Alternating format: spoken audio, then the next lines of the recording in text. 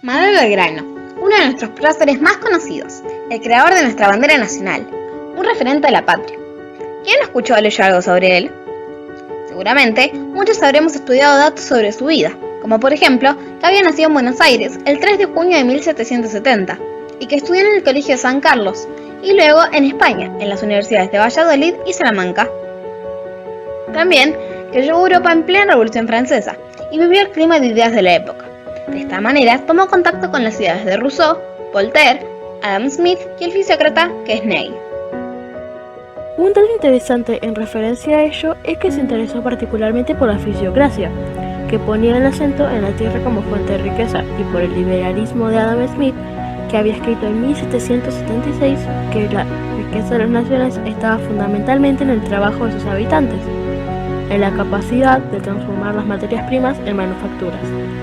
Belgrano pensó que ambas teorías eran complementarias en una tierra con tanta riqueza natural por explotar. En 1794 regresó a Buenos Aires con el título de abogado y con el nombramiento de primer secretario del consulado, otorgado por el rey Carlos IV. El consulado era un organismo colonial dedicado a fomentar y controlar las actividades económicas. Desde ese puesto, Belgrano se propuso poner en práctica sus ideas. Había tomado conciencia de la importancia de fomentar la educación y capacitar a la gente para que aprendiera oficios y pudiera aplicarlos en beneficio del país. Creó escuelas de dibujo técnico, de matemáticas y de náutica.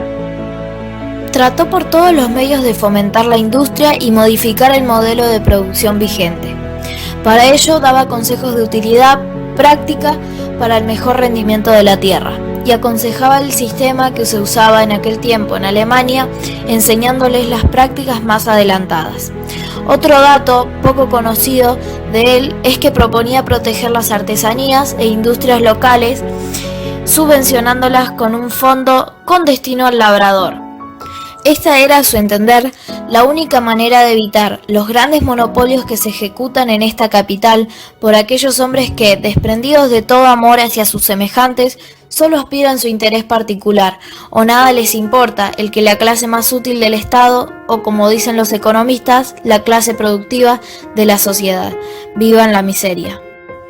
Belgrano fue el primero por estos lares con un pensamiento sabio, avanzado para la época, de una actualidad que asombra, admira y a la vez entristece.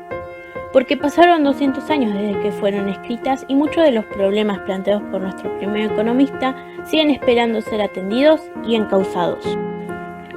¿Les parece que conozcamos algunos datos desconocidos sobre Manuel Belgrano? Empecemos. ¿Sabían que Belgrano fue el primer promotor de la industria? Y que lo que se celebraba como el día de la primera exportación fue en realidad un contrabando concentrado por el obispo Francisco de Vitoria. Es que en realidad todavía pertenecíamos al Virreinato del Perú y un obispo de Tucumán hizo una exportación a Brasil. Pero esta encubrió un contrabando porque dentro de las bolsas de harina iban barras de plata procedentes de Potosí.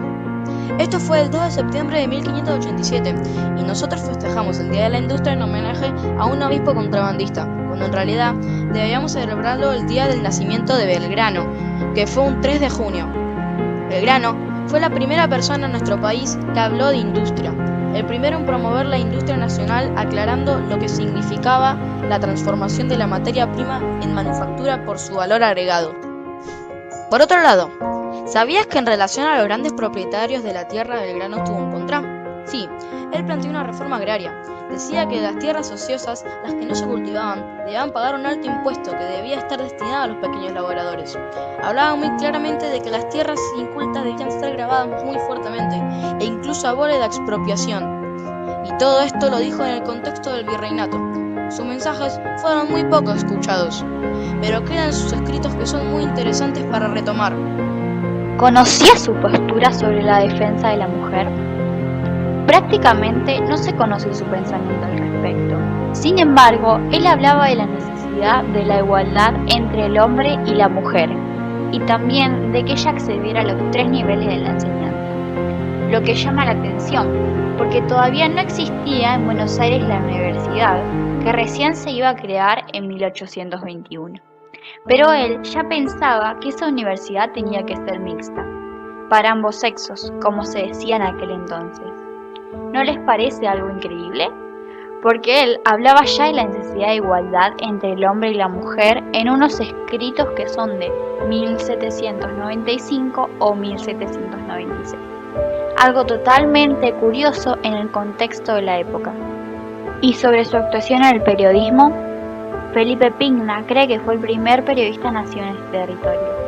Participó de la fundación de los dos periódicos del Río de la Plata, el Telégrafo Mercantil en 1801 y el Semanario de Agricultura, Industria y Comercio en 1802. Son dos periódicos sumamente importantes donde también escribe Castelli. Ambos tienen un afán didáctico, un afán divulgativo de las ideas ilustradas, a tal punto que el Telégrafo Mercantil termina siendo censurado por Virrey del Pino, a quien Buenos Aires homenajea con una calle que lleva su nombre. Él fue uno de los primeros censores que tuvimos. Si seguimos explorando un poco más, veremos que también fue un visionario en cuanto a su mirada sobre otros países. ¿Saben por qué? Porque hay un artículo de Belgrano en el que habla de la importancia de China. Fíjense lo visionario que era, que en el año 1800 dice que la futura potencia será China. En ese momento nadie hablaba de ese país. La apertura hacia ella se da a mediados del siglo XIX.